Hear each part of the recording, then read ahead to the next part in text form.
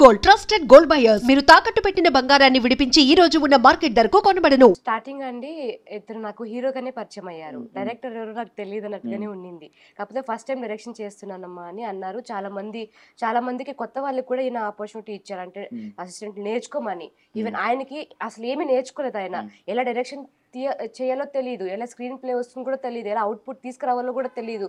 కానీ on spot వచ్చి మాకు ఆ వాళ్ళకి ఏం తెలియదు, వీళ్ళతో పాటు వర్క్ చేసే పిల్లలకి అయినా వాళ్ళని చేయమని చెప్తున్నారు, అయినా వాళ్ళు చేయలేకపోతున్నారు. ఆ టైం మాకు క్లమ్స్ అయ్యేసరికి ఈయన దిగారు డైరెక్షన్.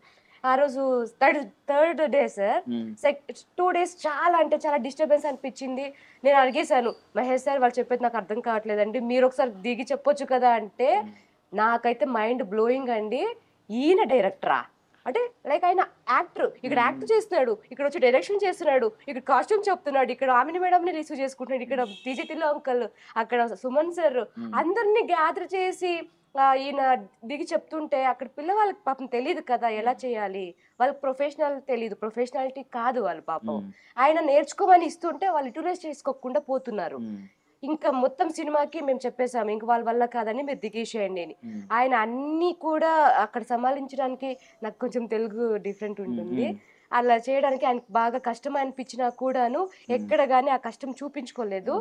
నాకు ఈయన వచ్చినాక మేము ఎలా చేయాలో మాకు అర్థమైంది. సిచ్యువేషన్ మాత్రం చెప్పేవారు, అమ్మ ఇది సిచ్యువేషన్, డైలాగ్ ఇలా ఉంటుంది, ఇలా మనం అనేసరికి మాకు బాగా అర్థమయ్యేది. ఆయన చెప్పిన వే ఆఫ్ ఇంట్రడక్షన్ మాకు చాలా ఈజీగా టేకప్ చేసుకున్నాం. మేము ఈజీగా తీసుకున్నాం, ఈజీగా చేసేసాం. అలా ఈయన దిగిన తర్వాతనే మాకు బాగా చేయడానికి అవకాశం అయింది.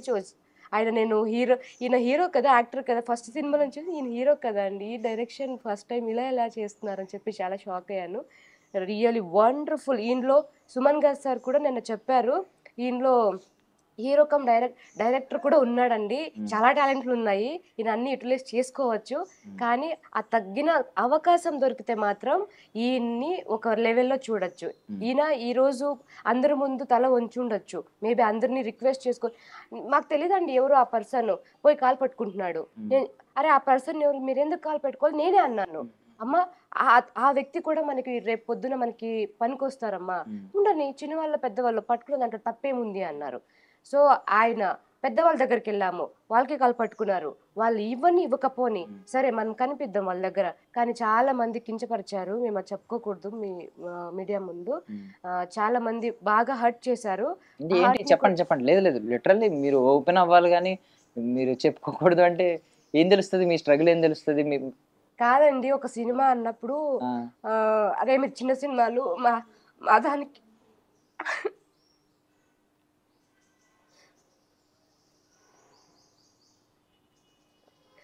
అంటే పెద్ద బ్యానర్ దగ్గరికి వెళ్ళి మేము కూడా ఒక సినిమా చేసామండి, మా కంటెంట్ ఒకసారి చూడండి అంటాం. అసలు గేట్ నుంచి ఆ సెక్యూరిటీ వాళ్ళు ఏం లేయా మాట్లాడేది అంటే, ఒక వ్యక్తి దగ్గరికి ఈయన వెళ్ళారు, ఆయన ఇట్లా కూర్చొని చెప్పు, ఒకళ్ళు అలా ఉంటారు, ఇంకొకరు ఇంకేంటి, అవునా సర్లేయ్యా రేపు మాట్లాడదాము అట్లా పంపించేశారు. ఇంకొక గేట్ దగ్గరికి వెళ్తే మాట్లాడదాం లేయ్యా, వాళ్ళు ఎప్పుడో ఒకరు, వాళ్ళు ఏముంది అట్లా చాలా మంది వస్తారు లేయ్యా, అట్లా ప్రతి చోట్ల అంత కించపరిస్తే దాంట్లో ఉన్న దమ్ము నీకు తెలియదు కదా, కనీసం చూస్తే కదా తెలుస్తుంది. నువ్వు తింటే నీ ఆకలి ఒకరు చెప్పుకుంటే తెలియదు, ఎక్కడ సార్ మమ్మల్ని లోపలికే రానికపోతే. కానీ ఒక చోట్ల రమ్మన్నారు, మేము మైత్రి దగ్గరికి వెళ్ళాము, వాళ్ళు నిజంగా చాలా ఆయన మా సినిమా తీసుకోకపోని బట్ ఆయన రిసీవింగ్ మమ్మల్ని కూర్చోపెట్టి 45 minutes మాట్లాడారు. Really I'm grateful that. ఆయన పేరు నాకు శశిధర్ సార్. సో మేము టీం అందరూ పోయాము, షన్ను, నేను, మహేష్ సార్, అంత టీం అంతా పోయాము. ఆయన ఎంత బాగా రిసీవ్ చేసుకొని ఆయన తీసుకోకపోని బట్ చాలా బాగా, ఆయన మెయిన్ హెడ్, బట్ ఆయన పద్ధతి మాకు బాగా అంటే బాగా ఇష్టం. Thank you so much. Media ద్వారా ఆయనకి థ్యాంక్స్ చెప్పుకోవచ్చు. బట్ మిగతా వాళ్ళు సార్ కనీసం చూడాలి కదా సినిమా, కనీసం మా ఫుటేజ్ ఏదో ఉంది, అరే ఏమో చేశారు వీళ్ళు, కష్టపడి చేస్తున్నారు, ఒక ఫుటేజ్ చూద్దాం, మనము ఆ స్థాయి నుంచినే వచ్చున్నాము అని ఒక్కటి కూడా మైండ్లో పెట్టుకోకుండా, నువ్వేమి చూడకుండా నువ్వు గైడ్ బయట నుంచినే పంపించేస్తే మేము ఇంకా ఎక్కడిపై అడుక్కోవాలి, ఎక్కడ మేము అసలు చిన్న సినిమా వాళ్ళు మేము ఎట్లా బయటకు రావాలి? అన్ని చోట్ల వీడు నువ్వు ఈ రోజు కించపరుస్తున్నావు, వీడు డబ్బు పెట్టే కదా సినిమా చేసింది, ఫ్రీగా ఏం చేయలే కదా, ఆస్తులు అమ్ముకోనే కదా చేశాడు, అట్లంతా నువ్వు కూడా చేసుంటావు కదా, నువ్వు ఆ స్థాయి నుంచి నీకు వచ్చింటావు. ఆ టైంలో నీకు 20,000 ఖర్చు అయి ఉంటుంది, ఈ టైంలో 20,000 ఖర్చు అవ్వదు, కోట్లు దాటాలి. ఒక కెమెరామ్యాన్కి ఇవ్వాలంటే ఇంత డబ్బు కావాలి. ఆ జనరేషన్ వేరు, ఈ జనరేషన్ వేరు. ఈ జనరేషన్ లో చాలా డబ్బు కావాలి. ఆ జనరేషన్ లో 20,000 మాత్రమే ఖర్చు పెట్టున్నావు. ఈ జనరేషన్ లో 2 కోట్లు ఖర్చు పెట్టినా కూడా సినిమా రావట్లేదు. సో చిన్న పెద్ద అని ఎందుకు చూస్తారు? మమ్మల్ని రిసీవ్ చేసుకోండి, చూడండి, నచ్చకపోతే ఓకే, ఇట్లా ఇట్లా ఏమో వాళ్ళ సార్ చెప్పేసేయండి, చూడండి కదా, చూడకపోతే ఎలా, చూడకుండానే ఎలా మాట్లాడతావు నువ్వు ఒకరి గురించి? సో అది బాగా హర్ట్ అయింది సార్ మాకు. నేను ఇన్ని రోజులు దాచుకున్నాను లోపల, బట్ నాకు అది అవ్వట్లేదు. నేను ఎప్పుడు పడుకునేటప్పుడు ఒకటే ఆలోచిస్తాను, అరే నేను వీళ్ళు ఏమి చెప్పుకోలేను, నేను వాళ్ళ బాధ చూస్తున్నా. ఆమె తిరుగుతుంది, ఈయన తిరుగుతున్నారు, వీళ్ళు వెనకాల వాళ్ళ డాడీ తిరుగుతున్నారు, అంత తిరుగుతున్నాం సార్, పిచ్చి కుక్కలా తిరుగుతున్నాం సార్ అక్కడ బయట మేము టీ షర్ట్లు అవి వేసుకొని. అప్పుడు కూడా ఎవరు మాకు సమర్థించట్లేదు. మళ్ళీ దాన్ని మేమేమో కాంట్రవర్సీ చేస్తున్నాం అంటున్నారు. ఏం కాంట్రవర్సీ చేస్తున్నాం? మా సినిమా మేము బయట పెట్టుకోవద్దా? జనం చూడొద్దా మా సినిమా? మాకు జనాలు కావాలి కదా, ఈయన కష్టం చూడొద్దా? వాళ్ళ భార్య నేను ఏడుస్తుంది సార్ స్టేజ్ దగ్గర, ఎట్లా అనిపిస్తుంది మాకు చెప్పండి? ఆ పిల్ల ఏడుస్తుంది, ఆ పిల్ల గోల్డ్ అంతా అమ్మేసుకుని. అట్లుంటాయి సార్ సినిమా బాధలు. మేము చెప్తున్నాము, వీళ్ళేమో చెప్పుకుంటున్నారులే సినిమా బాధలు ఉండేవేలే. దీని నుంచినే కదా సార్ పై స్థాయికి. నువ్వు ఒక స్టార్ అయ్యావంటే నువ్వు ఆడి నుంచినే వచ్చావు, నువ్వు ఒక డబ్బు నోడవంటే నువ్వు ఆడి నుంచినే వచ్చావు. మేము పుట్టుకతోనే నేను కోట్లతో పట్టలేదు కదా నిన్ను, డబ్బులు ఇచ్చి పెట్టలే కదా నిన్ను, నువ్వు కూడా కష్టపడే కదా సంపాదించి నువ్వు అంత పెద్దవాడు అయ్యావు. నువ్వు కష్టపడితేనే కదా నువ్వు స్టార్ అయ్యావు. ఏమీ కాకుండా ఎట్లా అయిపోతారు సార్? నువ్వు ఆదరిస్తేనే కదా మేము వచ్చేది. సినిమా వాళ్ళు ఆదరించకపోతే మేము ఆడిపోవాలి, మా కళను తొక్కేసి మేమేం చేసుకోవాలి? మాకున్నది ఇదే ఆధారం సార్, మాకు ఇంకేం చేయడం రాదు. మేము ఒక ఇంజనీర్ పోతే మాకు రాదు, మేము చదువుకోలే, మేము రాదు, మాకు సినిమానే, మాకు యాక్టింగ్ వచ్చు, అవకాశాలు ఇవ్వండి. ఇంక డైరెక్షన్ యాక్టింగ్ అన్నీ వచ్చు, ఆడికి అవకాశాలు ఇవ్వండి. ఇప్పుడు చూస్తేనే మీరు అవకాశాలు ఇస్తారు, లేకపోతే ఎట్లా ఇస్తారు? సూపర్ సూపర్ సావిత్రి గారు, చాలా బాగా మాట్లాడారు. అసలు మీ ఉన్నది సార్, ఆవేదన బాగా ఓకే, మీ చూస్తున్నాం ఆవేదన సార్. ఓకే, బట్ బట్ ఒక బట్ నెల మంచిగా నుంచి మాట్లాడారు, తిరుగుతున్నాం చాలా సార్ మంచిగా మేము మాట్లాడారు, పిచ్చుకుక్కల్లాగా. లిటరల్లీ చాలా బాగా మాట్లాడారు. ఈవెన్ ఓకే, ఇప్పుడు ఆవిడ పక్క నుండి చూసింది, ఆవిడ జస్ట్ రూపాయి కూడా పెట్టలేదు, జస్ట్ మీ కష్టం చూసి ఆవిడ ఎంత ఎమోషనల్ అయ్యింది. మీరు పెట్టిన ఈవెన్ మీ వైఫ్ కూడా ఐ మీన్ బాధపడడం, ఆవిడ గోల్డ్ అమ్మడం. గోల్డ్ అనేది మనం ఏదో అనుకుంటాం, గోల్డ్ అనేది ఒక ఎమోషన్, వాళ్ళకి పుట్టిన నుంచి తెచ్చుకున్నదో ఏదో ఒక ఎమోషన్ ఉంటుంది, ఒక ఫ్యామిలీ ఎమోషన్ ఉంటుంది. మీరు ఇప్పుడు ఇల్లు అమ్మడానికి, ఎంత ల్యాండ్ అమ్మడానికి ఎలా బాధపడతామో మన తరతరాల ఆస్తో, లేదంటే తల్లి నాన్న. నమ్ముకున్నట్టు సార్ అది.